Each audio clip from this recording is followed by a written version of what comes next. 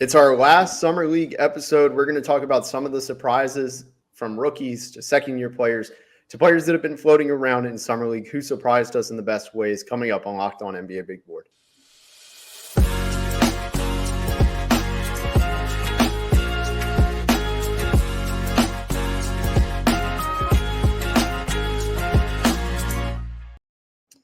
What's up? My name is Richard Stayman. You might know me better, Mavs Draft. I'm joined by Leif Thulin, one of the smartest college basketball fans out there.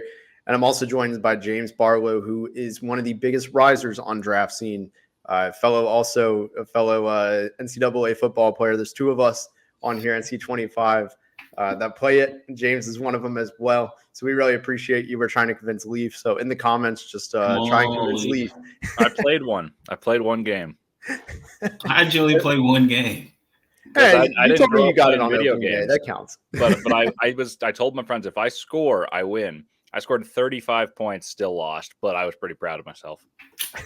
Everybody I know that plays like you like, man, I just lost 4 hours of my day. Yeah, I lost about an hour, and I was just content I scored. But I have played, and that's probably the last time I'll play. But missing out. Hey, go out on a high note. No, I lost though. I lost on some bogus, but you know what? I scored. Yeah, this is where we are with the draft cycle this year. We're probably internally, I think all of us, anybody who's listening to this also wants a college basketball game back, but hopefully it's better this time. I hated it when I was a kid because I was terrible and could never figure it out like I could at NCAA. But we really appreciate you making Locked On NBA Big Board your first listen of this Friday. Today's episode is brought to you by FanDuel. Make every moment more as playoffs wind down. The sports stop sporting like we want them to. But this summer, FanDuel is hooking up all customers with a booster bonus daily. That's right. There's something for everyone every day, all summer long. Visit FanDuel.com to get started. So this is going to be our last Summer League episode we do because Summer League's now, it's only been 4 days since the finale with Miami beating Memphis. But what were some of the surprises you guys saw? I think the one name when we were brainstorming this that all of us agreed on, where it was like the rookie, I wrote his name down in the slide on the side, is Trey Alexander. Like, we should just start with him. I was a big fan of his until the end of the cycle, where wasn't sure if the shot would be there, even though he's a mid-range king. What did you guys think of his game in Summer League? And he was with Denver, for those who don't know. No surprise for Trey Alexander. Trey Alexander can hoop. It sometimes is as simple as that. Like, he was asked freshman year to fill in and play point guard after Ryan Nembhard broke his wrist. They had an impressive showing. He and Arthur Kaluma made Kansas go down to the wire when they won the championship. That was the closest game. And we all talked about, Kaluma, if he left that year, could have been a first-round pick. I think Alexander could have as well. Comes back sophomore year, plays the 2 next to Nembhard.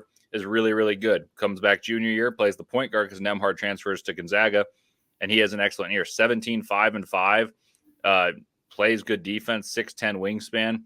I had him top 30, so the fact that he fell that far was not shocking because I saw all the boards, but I'm not shocked whatsoever. He was good in the Summer League, and when he went to Denver, I think that was one of those things where his agent probably was like, you know what, we got a pretty good landing spot for you if you go undrafted. And that's probably why, at least I think it should have to be why that many teams passed up on him. But the guy can play basketball. I think there was no better landing spot in the NBA. And I'm really happy to see him thrive because, like I said, I think he could have been a first-round pick. Yeah, I had him in the 30s. I mean, like Leif said, he can hoop. When he didn't get drafted, I had mentioned before talking to Leif, he probably had a number. It was like, if I don't go 35, maybe 40, just, take me out. And I'm going to assume that is what happened. And if that is, him and his agent, they look like geniuses because the guard depth in Denver is not there. They traded Reggie Jackson. He got cut. KCP got paid. So, and yeah, I'm watching film, and again, it's just Summer League. I know Rich hates Summer League, and a lot of people hate Summer League, but I know he's on a 2-way right now, but I'm trying to think, does he have a legit opportunity to crack that Denver rotation? I don't know. Maybe he does, but in pick and roll, if you can make shots pick and roll, you got the best screener in the game, and Jokic. I mean, maybe he has a chance. I don't know. I'd be interested to see what you guys think about that. Yeah, I mean, Denver's guard depth isn't that good. Like, it's Jamal Murray's going to probably be running the point most of the time. Jalen Pickett's another guard, and then it's Trey Alexander. Like, someone correct me if I'm wrong, but like their roster is pretty thin right now. And this is a team that needs all their young players to hit. That includes that's just across the board, right? To keep Zeke Naji, like he's somebody that they could have as a contributor. Deron Holmes would have been, obviously he got injured and hurt his Achilles. He's out for a while. Vlatko Konchar is coming back from injury, but like Peyton Watson needs to take a jump. Christian Brown needs to take a major jump. So not all these guys will. And because of that, I think someone could easily graduate from the two-way, whether it's Trey Alexander or PJ Hall. I think Trey Alexander's would be a little bit more impactful given the extremely thin guard depth. It's really Jamal Murray, and they have to have Jalen Pickett take a next step as a backup. Someone correct me if I'm missing a guard, but Strother. Yeah. I feel like Denver maybe signed somebody recently, but I'm also at the same time like even if they did, I can't remember. The rumor is Westbrook. Yeah, that's right. It was Westbrook. So I missed Russell Westbrook. Somebody in there for the last minute was probably like, say Westbrook. So yeah, they have Russell Westbrook, but like that's the thing though is even then he's not much of a shooter still. If Trey Alexander can be, for example, or Jalen Pickett, like that's a big jump. But they still like my overarching point still stands, right? They need these young guys to take that jump, and Trey Alexander could be that bigger need. I will say that KCP did that podcast, I think with Paul George, or I forget who it was. It's either Paul George or Draymond or Team. So one of them dudes is always doing a podcast. They do more than podcasts than we do. But they were saying that Denver ran out of gas, and you have to think Jamal Murray, he's going to be playing Olympic basketball, which means, depending on how Canada does, he'll be playing into August. Jokic is going to be playing well into August, so they're going to need some of these young guys to step up. And KCP said that the Lakers should have beat us. We were tired. And we felt like we put way too much effort, or we overexerted ourselves in the regular season because we were trying to play for seeding. And again, I think some of that comes along with them losing to Bruce Brown that year. So like me and Leif talked about it, but like they need some of these young guys in Denver to hit. And, I think Trey Alexander is going to get his opportunity to see if he can crack the rotation. That's for sure. Yeah, I think he plays over Pickett. If you're choosing one of those young guys that are truly in the backcourt, whereas Strother, I think, is ahead of both of them, but he's a wing to me. And he factors in with the Christian Brown, with the Peyton Watsons of the world in their rotation. I think Alexander is going to play over Pickett. I think Pickett and his development has not been at least showcased the same way. Like you could watch him play in the summer league last year. You could watch him at times this year, and you'd be like, okay, well, Alexander seems to be the one with more juice here. And I think the way he plays with screen navigation being one of his strengths, and James mentioned Jokic sets great screens. They're going to have an emphasis on offense when Jokic isn't on the floor. Like they need to be able to make up the slack offensively because, when he leaves the floor, that's the premier offensive weapon of the NBA leaving the floor. So let's make it up in some way. And a lot of times it's caused Jamal Murray to play extra. And they talk about fatigue. I think Alexander's got a real pathway to play. And there's a couple other guys that I think were forgotten about or later round picks that I think show that they have clear pathways to play and will be elevated up depth charts further than what a second round or undrafted rookie typically would have based on their performances in summer league. So those are the type of things I think you can glean from summer league, because a lot of it is guesswork, but sometimes there is real like set in stone stuff that transpires, as opposed to, oh, you know what, he had one game where he showed a great pick and roll read. I think the consistency that maybe a Tyler Kolek showed makes me think that he can crack even Tom Thibodeau's rigid rotation, for instance, or Kashad Johnson and all the effort he put forth on the Heat. I think there's a chance that he plays actual minutes as a rookie on the Miami Heat, which is something that most people would scoff at if you were just to say the sentence a few weeks ago. Yeah, not wrong. And also with Jalen Pickett, I mean, it was a little bit surprising. I mean, he didn't play well. He had single digits in every game. I think he got hurt in the last game. He only played 8.5 minutes, and I remember seeing him limp around. But 3 of 9 in his last full game in 30 minutes. In 31 minutes, he went 0 of 3 the game before.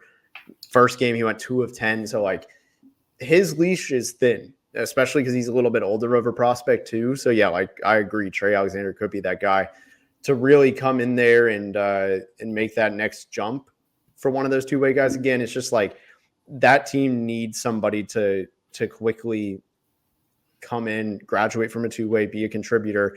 And Trey Alexander for a while was in the 30s on my board. My big stuff was just rim finishing, and he kind of showed that it wasn't a major issue with better spacing.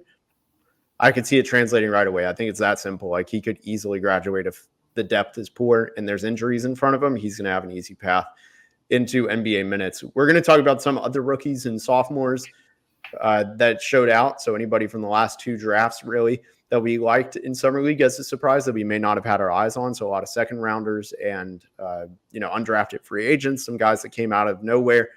We'll talk about those. But first, let's talk about FanDuel. I love sports and I love them so much. I don't want them to stop. But as the playoffs wind down, we get fewer games and the sports aren't sporting like I want them to. But FanDuel lets me keep the sports going whenever I want. All I have to do is open the app and dream up bets anytime I'm in the mood. And this summer, FanDuel is hooking up all customers with a boost or bonus daily. That's right. There's something for everyone every day all summer long. So head over to FanDuel.com and start making the most of your summer. FanDuel is the official sports betting partner of Major League Baseball. Are you watching Fox Sports or ESPN on your TV all day and you have to turn down the volume with all that shouting? Make the switch to Locked On Sports Today, a free 24/7 sports streaming channel program for you every day to bring you the biggest stories without all the screaming and drama. Locked On Sports Today brings you can't miss analysis, opinions, and news streaming 24/7 on YouTube or the free Amazon Fire TV channels app, part of the Locked On Podcast Network, your team every day. Y'all notice I didn't say the YouTube this time. It's for anybody who's been listening a long time, I butcher that every single time, and I say the YouTube like a boomer. But let's talk about some of these other rookies and sophomores. I know, Leif, one of the guys you really liked, I think, being in a border state to where this guy played was Keshad Johnson at Arizona. Now he was at Miami, which I think all three of us at some point on this show for the last month have talked about how perfect of an addition that was. Just he screams Heat culture. What'd you like from him in Summer League, and what do you like about his game overall? He's a tremendous athlete first and foremost, and what he does well is defend multiple positions, play hard, and his shot, even though I wouldn't say it's a strong suit, is not a glaring weakness. I watched him at Arizona, and all the emphasis, I actually saw him play 3 times in person last year, and every single time the emphasis was, Caleb Love's awesome. Pelle Larson's a potential, I wouldn't say first round pick, but a guy who could go in the top 40, top 45. He did. He went 44th. You look at all these guys on this team. Umar Barlowe, he was the missing piece, and he played the most winning basketball on the team. When he played the 5, even after you lost the immediate size and the imposing factor of Umar Barlowe, Arizona played their best. When he played the 4, but you gave him the ball and allowed him to make quick decisions running in transition, they played well. He knocks down open shots, he rebounds, he defends multiple positions. And if you asked me even before the draft what team could use him the most, Miami, because they love those guys that are rugged. He played at San Diego State, which is essentially like the Miami Heat of college basketball the last few years, where they are rugged, physical, play a lot of older guys that commit to defensive excellence and score just enough to win. And then he goes to Arizona, a run and gun place. In both places, he was able to show those winning traits, improve the shot, show off the athleticism, the dynamic ability to attack off the perimeter on catch and shoots. He pump fakes, gets to the rim. Even though he's not a great shooter, he commands that amount of respect. And then he goes to Miami, and he's old, and typically old players play well in Summer League. But he exceeded expectations, even being an older player. And I don't know if he plays a lot, but I think he will play regular season minutes for the Miami Heat. Yeah, agreed. James, go ahead. Yeah, they seem to figure it out, man. They always find these guys, and these guys, they always play well. It's like they got some dust that they sprinkle on you, and all of a sudden you just kind of figure out how to play basketball. And an example even of that, and he's a veteran, and he just got the 2-way. He basically took the 2-way. It was Josh Christopher.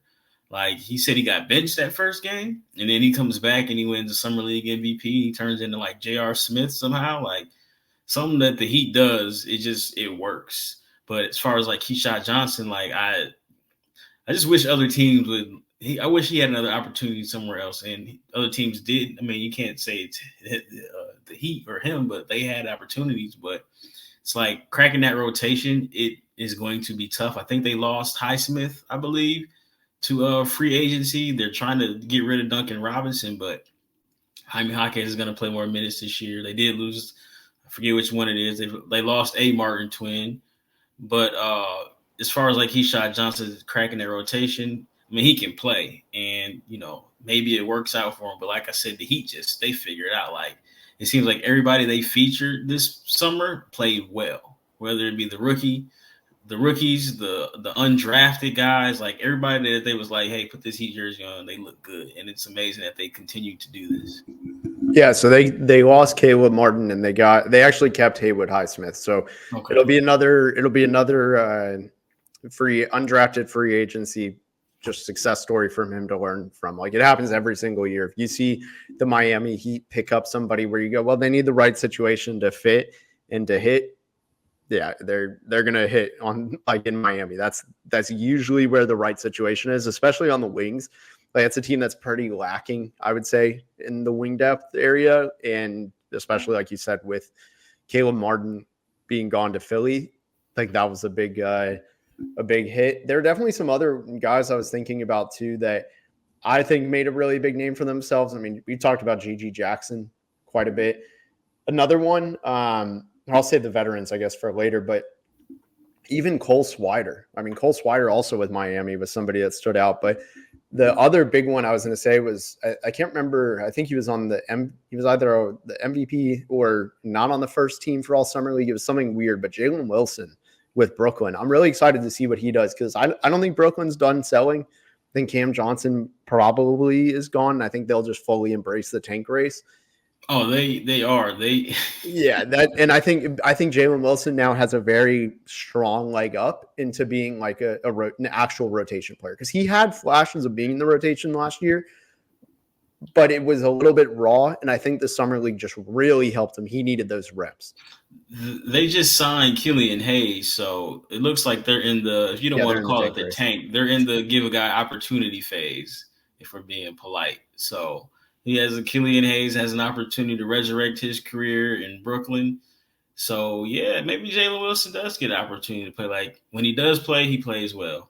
It's going to be the Cam Thomas show, though, for sure out there because he's going to give them. Hey, you know what? Quick thing on that.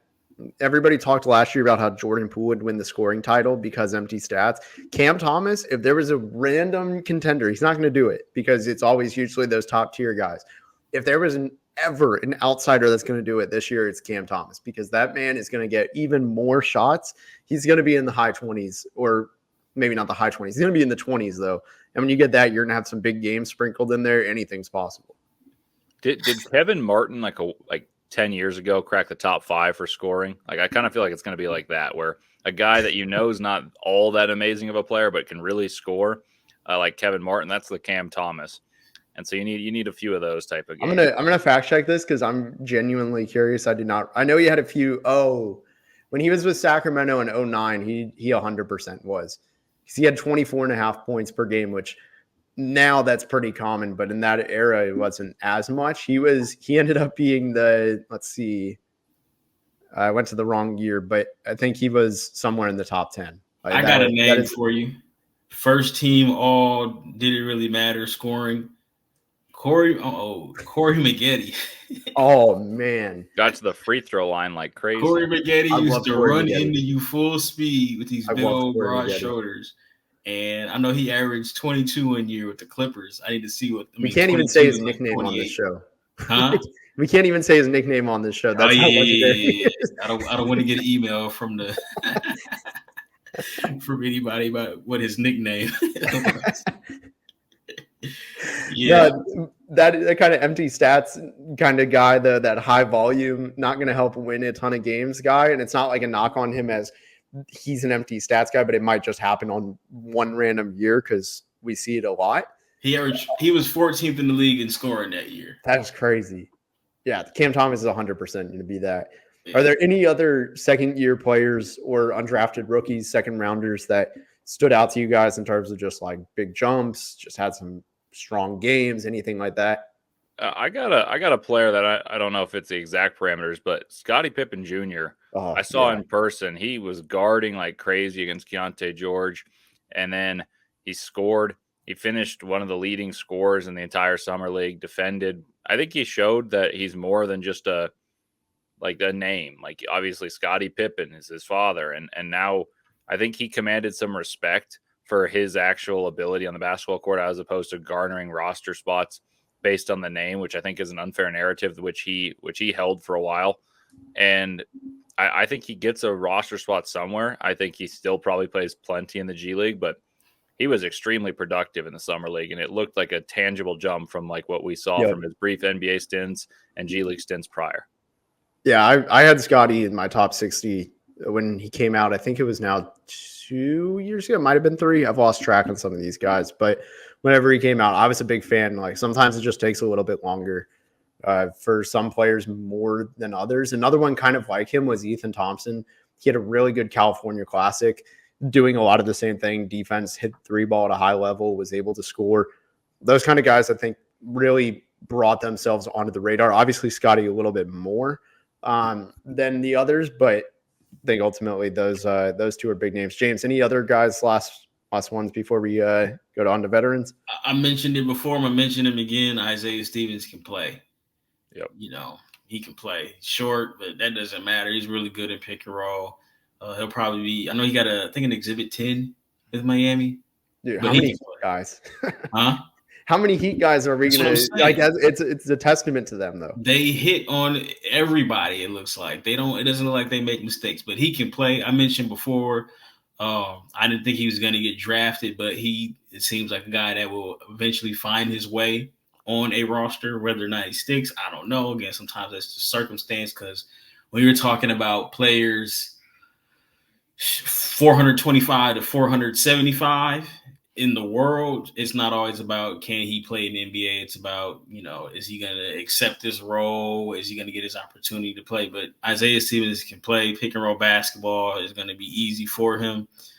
So that's the rookie that I had wanted to mention. Yeah, I like that shout out. Well, let's talk about game time, and then we're going to talk about some of these veterans that beyond some of these first and second year players that it's been a while since we talked about on the show. But first, like I said, let's talk about Game Time. Game Time is an authorized ticket marketplace of Major League Baseball, which makes getting tickets faster and easier.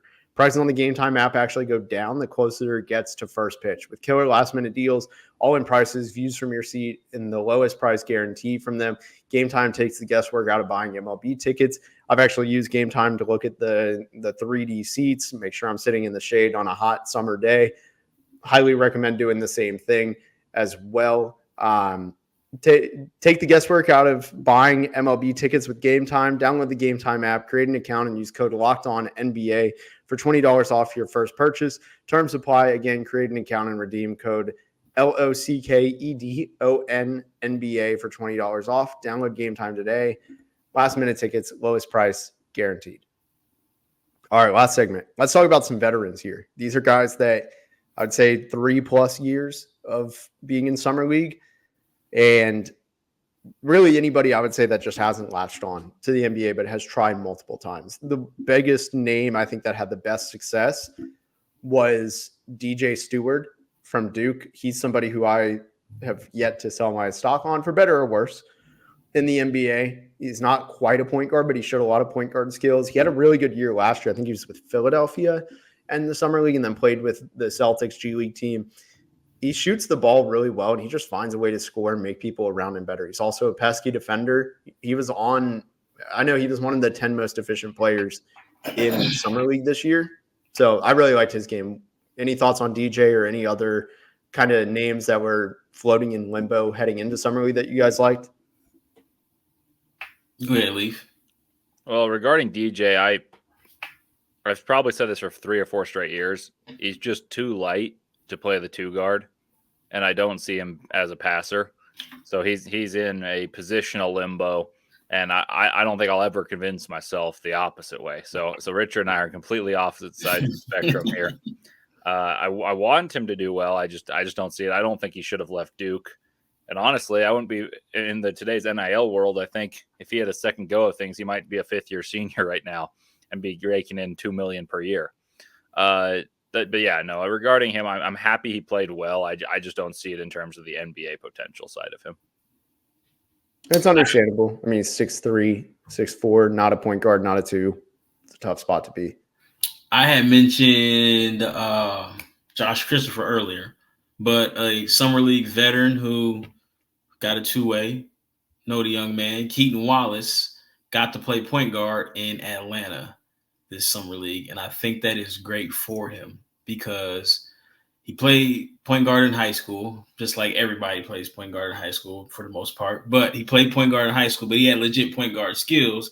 He goes to San Antonio. He plays with another dynamic scorer. They both score like 2,000 points, and he's a two. And then I think he kind of got boxed back into being a shooting guard. But I think at like 6'4", almost 6'5", he has point guard skills. And I think that helped him out in playing for Atlanta. So shout out to him getting a two-way. And I don't think Atlanta has a backup point guard right now. Yeah, they need depth. I mean, so like a lot of teams. He might have a chance. I hope I'm rooting for him. So shout out to him for sure. Let me ask you guys a question. He's a second-year guy. And I need you to tell me about Jordan Miller. What are his chances of sticking with the Clippers? I need both your inputs on this. Jordan Miller should have been the ACC Player of the Year last year. I've said this 1,000 times in college basketball talks, and I had him ranked above a lot of players last year. And I think you can make an argument he was the best player who played like most games. Obviously, Brandon Miller would be someone I would say was better in the summer league, but he only played a game. I think Jordan Miller might have been the best player in the entire summer league. The issue for him is that's a wing-heavy team, but I do think he sticks, and I think he gets some playing time. Obviously, depth has thinned a little bit with Paul George going, but they bring in another defensively oriented athlete in Derrick Jones Jr. You obviously have Kawhi Leonard. So depth is the issue with the Clippers. I think if he was on a lot of rosters at the position that he plays, he could crack the roster because the dude just is a productive hooper. I thought he was the best player in the ACC the year they made the Final Four. His teammate won the ACC Player of the Year. And I think in the biggest games, you saw who was the best player on those teams. And when you look at Miller, the only concern is he's a little bit small for the three, and his game is a little old school. Like he's kind of got to back you down, spin into a floater. But now he's showing off the three ball in the summer league, and I think that entices me to believe that he will be on an NBA roster this upcoming year. Yeah, Jordan Miller's good. Obviously, I got a lot of eyes on Miami that year for the last few years with Isaiah Wong. I think with Miller, I was worried about the jump shot a little bit too much, but I actually think the fit with the Clippers now on a team that's kind of in limbo, I think it's a really good spot. I think he can just do a lot of different things. And like you said earlier, can he scale down? Like this is about Isaiah Stevens, but can he scale down into a different role? Absolutely. I think so, especially under Derrick Jones, who, depending on what happens with the Clippers season, they might trade by the deadline. Who knows? He has a really friendly contract. Who knows what they do? But I think Jordan Miller could be that guy. I like him a lot. Another name, actually, I was thinking of staying a little bit on the East Coast in a way. Obviously, East Coast prospect, that was a West Coast team. But with your Orlando Magic, Jay Huff. Jay Huff is another guy who, if you have watched Virginia in the last 5 years, Jay Huff's name comes up in a lot of broadcasts. And with him, he has the archetype that I've talked about a lot on different episodes, which is stretch big that can protect the rim. Still a bit theoretical, but especially in the early games of Summer League, he looked really good. He was finishing at the rim. He was dunking everything. He was hitting some threes. Like it wasn't super efficient, but it was enough for his archetype to be efficient at like 35%. I liked him as well. And Leif, I know you're a Virginia guy. What did you think of Huff? You're a Virginia guy, Leif? I watch a lot of Virginia. Kyle Guy and Ty Jerome were those guys. And then don't play video games. You watch Virginia basketball. I'm a Renaissance man. God, I got Richard again. That's not good. But no, Jay Huff I've seen plenty of. He's got a very good skill set, shoots the ball well. His best year of college, it was he, Trey Murphy, and Sam Hauser and their best 3 shooters on the team were bigs, and they played like an inverted basketball as opposed to the blocker mover that Tony Bennett made famous with guys like Kyle Guy, Ty Jerome flying off screens. So Huff definitely has the requisite skill set. It's really about the athleticism translating to being effective in the NBA, because he's athletic because he's 7'2". He's not just a natural like athlete. He's kind of a long strider, jumps well after getting momentum, and he has to make it impactful on a play-to-play basis as opposed to just kind of a highlight reel, run the floor dunk. But I thought he played well in Orlando. Like, I totally agree with you there. And he's bounced around different G League teams the last few years. Yeah, I think he's somebody that he's probably going to earn a two-way. Also, Orlando needs big shooters that can protect the rim. Like, center's kind of a weak spot. That's, in theory, what all of them do, but none of them do it at a high enough level. Even if he could be better than Goga Batadze, which is a pretty high bar, and it's not a knock on Jay Huff. It's just Goga's actually pretty decent. He just doesn't consistently shoot as much, and he's not I would just say all of his games kind of inconsistent.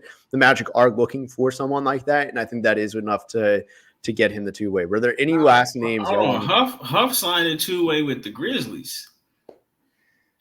He signed with the Grizzlies. They waived Trey Jemison. That would have been good to do my research before. I think Huff is a better player than Jemison. Like, I saw that they were weighing the option between the archetype too, and it makes more sense for the Grizzlies. Huff, the issue for him is always going to be physically. He's not very imposing. He's very slender. The idea of him is better than the idea. Yeah, he's theoretical, but I always root for him because he's one of those guys who makes those plays. Kind of seems to be happy to be out there and playing hard. And he played well at the Orlando Summer League, and so to get rewarded with the two-way is a big time thing. Yeah, sorry, with all the moving parts. Yeah, this has not been my greatest fact checking show. I said 3 of us, man. I forgot about Russell Westbrook going to the Nuggets. I was talking about Jay Huff signing with the Magic. Like, he didn't just sign literally within 24 hours of us recording this with the Grizzlies. So my fault on that. I will be better next time on fact checking. Are there any other final names that you wanted to throw out for surprises this year? I will stay silent on where they play until I confirm.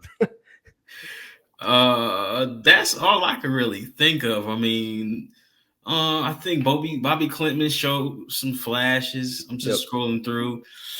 Marjon Beauchamp, I don't know what we're gonna do with him. He didn't look good for an old guy. I got one. Daquan Plowden. I'm 100% sure he has signed a two-way. I cannot say that he could sign somewhere else. Golden State, I really liked it.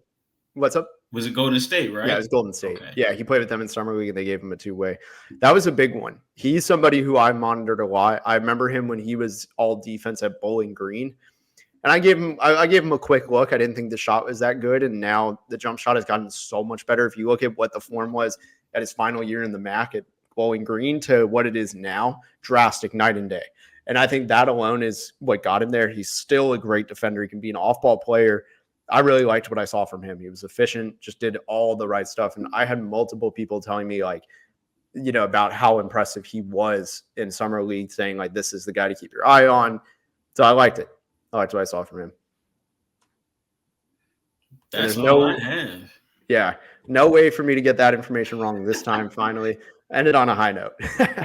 Well, we appreciate you guys listening to us. Game-winning shot, man. That's all that matters. What's up? That's it. Make the game-winning shot, man. That's all that matters. Exactly. That's I went like 1 of 3, but hey, I hit the game winner. That's we appreciate you guys, and we appreciate you listening through our really just my errors. James and Leif are on their game. Clearly, I am not, but we will be back next week. Can't wait. Thank you so much. And thank you for making Locked On NBA Big Board first listen of the day.